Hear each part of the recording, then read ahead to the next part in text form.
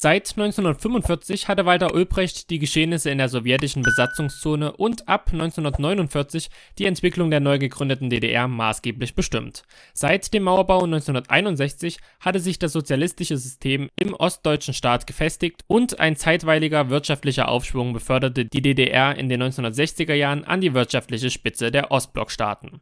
Als Walter Ulbricht jedoch begann, diesen Erfolg für sich zu beanspruchen und die DDR öffentlich als Vorbild aller Staaten postulierte, die vom Kapitalismus zum Sozialismus übergehen, stellte er indirekt die Führungsrolle der UdSSR in Frage. Infolge dieses Strebens nach mehr Selbstbestimmungsrechten kühlte die Stimmung zwischen Ulbricht und dem sowjetischen Staatschef Leonid Brezhnev so weit ab, dass es am 3. Mai 1971 mit Genehmigung Brezhnevs zum Sturz Walter Ulbrichts kam. Hauptakteur dieser Entmachtung und der neue starke Mann der DDR war der heute wohl bekannteste Politiker der DDR-Geschichte, Erich Honecker. 18 Jahre lang lenkte er die Geschicke der DDR. Wie genau das auf wirtschaftlicher Ebene aussah, was seine Ziele waren und wo es Probleme gab, das und mehr erfahrt ihr jetzt in diesem Video. Honecker stand im Gegensatz zu Ulbricht vorbehaltlos zur Führungsrolle der UdSSR und plante auch anderweitig einige Veränderungen im Vergleich zur Ära Ulbricht. In enger Absprache mit Moskau stellte er im Juni 1971 auf dem 8. Parteitag der SED die Einheit von Wirtschafts- und Sozialpolitik als neuen, zukunftsweisenden Plan der DDR-Wirtschaft vor. Durch den Parteibeschluss der SED bestätigt, sah dieses Programm eine deutliche Erhöhung der Sozialleistungen und der Konsummöglichkeiten der Bevölkerung vor. Aus der Ära Ulbricht hatte die neue Staatsführung gelernt, dass sich das Volk nicht mithilfe bloßer Propaganda für sich gewinnen ließ, also war der neue Plan mithilfe der beschlossenen Maßnahmen die Arbeitsmoral und somit die Produktivität der Bevölkerung zu erhöhen. Im Hintergrund stand zudem das bedeutende Ziel, die allgemeine Akzeptanz der Bevölkerung für die Staatsform der DDR mithilfe der Sozialpolitik deutlich und nachhaltig zu erhöhen. Die vorerst bedeutendste Maßnahme war das staatliche Wohnungsbauprojekt. Im Zuge dessen auf die immense Wohnungsnot in der DDR reagiert werden sollte. Bis 1980 wurde zwischen 700 und 800.000 Wohnungen neu gebaut oder modernisiert. Die heute noch bekannten, teils charakteristischen Plattenbauten im Osten Deutschlands stammen großteils aus der Zeit zwischen 1971 und 1989. Dazu kamen mehrstufige Lohn- und Rentenerhöhungen, die das Konsumverhalten anregen und die Bevölkerung zufriedener machen sollte. Um diesen gesteigerten Konsum zu ermöglichen, wurde zunehmend Wert auf eine stabilere Versorgung mit grundlegenden Konsumgütern und Dienstleistungen gelegt, an denen es in der Vergangenheit stark gemangelt hatte. Dadurch sollte der allgemeine Lebensstandard in der Bevölkerung gesteigert und soziale Gerechtigkeit bestmöglich erreicht werden. Zudem erhoffte sich die SED-Führung infolge der Maßnahmen einen deutlichen Anstieg der Wirtschaftsleistung. Dieser sollte zustande kommen, da einerseits der private Konsum angekurbelt werden sollte und man sich andererseits durch die gesteigerten Löhne fleißigere und engagierte Arbeitsleistungen der Bevölkerung erhoffte. Weitere Maßnahmen waren die Einführung von Arbeitszeitverkürzungen für Frauen, speziell für Mütter, um die Kinderbetreuung zu erleichtern und die Familien allgemein zu entlasten. Zudem wurde die Anzahl der jährlichen Urlaubstage mehrfach erhöht, um das allgemeine Wohlbefinden und die Stimmung in der Bevölkerung zu verbessern. Trotz all dieser Maßnahmen zur Verbesserung der Lage der Bevölkerung existiert die DDR heute nur noch in den Geschichtsbüchern. Wo also lagen die Probleme, die letztendlich zum Scheitern der Einheit von Wirtschafts- und Sozialpolitik geführt haben? Als erster und entscheidender Punkt muss hier das grundsätzlich wirtschaftliche System der DDR angeführt werden.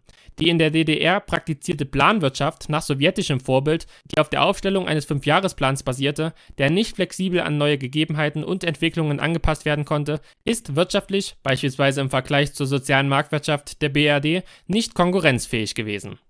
Gerade das Beispiel der Arbeitsplatzgarantie zeigt, dass in der DDR teils offensichtlich unwirtschaftlich gehandelt wurde. Durch diese Garantie, auf die, außer verfolgten politischen Gegner, jeder Bürger Anspruch hatte, wurden Rationalisierungsmaßnahmen unmöglich und es kam teilweise zur Arbeit und Produktion, die lediglich der Planerfüllung und Beschäftigung der Angestellten diente, aber keinen wirklichen wirtschaftlichen Wert besaß. Auch mangelte es oftmals entgegen dem ursprünglichen Ziel der SED-Führung sowohl an Innovation als auch teilweise an Leistungsbereitschaft der arbeitenden Bevölkerung. Diese Probleme hingen mit dem Fehlen individueller wirtschaftlicher Freiheit und leistungsgerechter Bezahlung zusammen.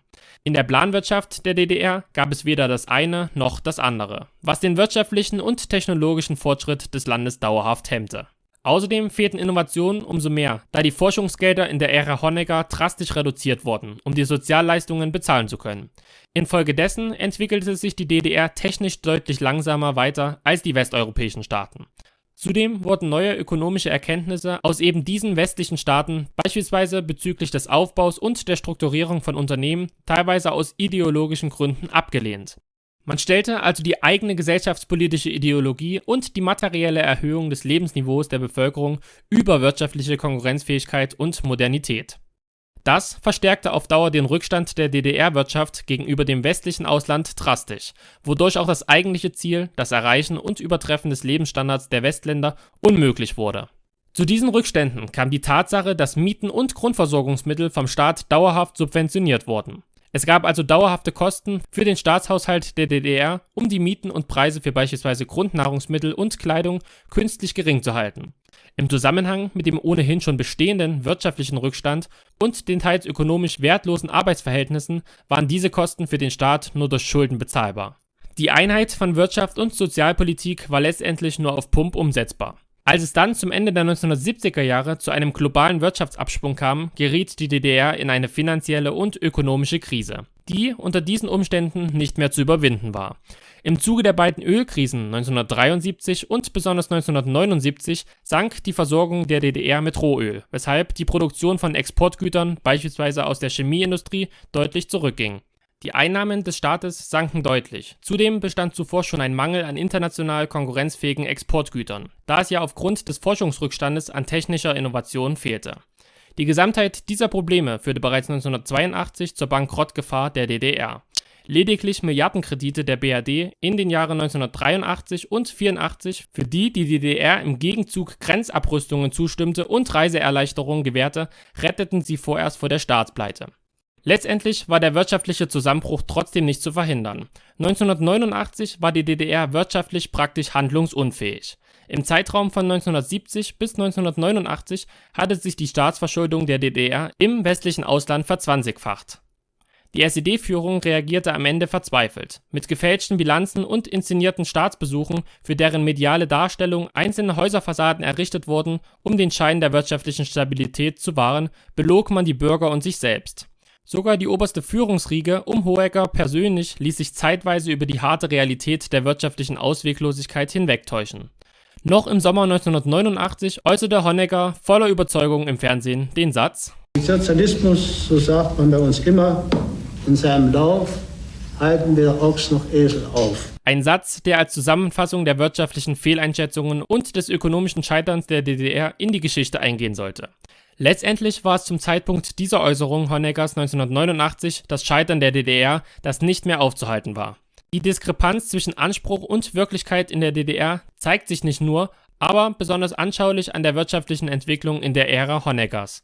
Das Versprechen vom real existierenden Sozialismus, in dem jeder wirtschaftlich und sozial gleichgestellt ist, konnte nicht gehalten werden. Die im Juni 1971 propagierte Einheit von Wirtschaft und Sozialpolitik muss als gescheitert betrachtet werden. Natürlich war die Wirtschaft nicht der einzige Grund, warum die DDR letztendlich gescheitert war. Wie bereits angedeutet, klafften auch in anderen Aspekten Anspruch und Wirklichkeit weit auseinander. Falls ihr euch weitere Videos zur DDR und ihrer Entwicklung wünscht, schreibt es uns gerne mal in die Kommentare. Wenn euch das Video gefallen hat, lasst gerne eine positive Bewertung da und abonniert unseren Kanal, um keine weiteren Videos mehr zu verpassen.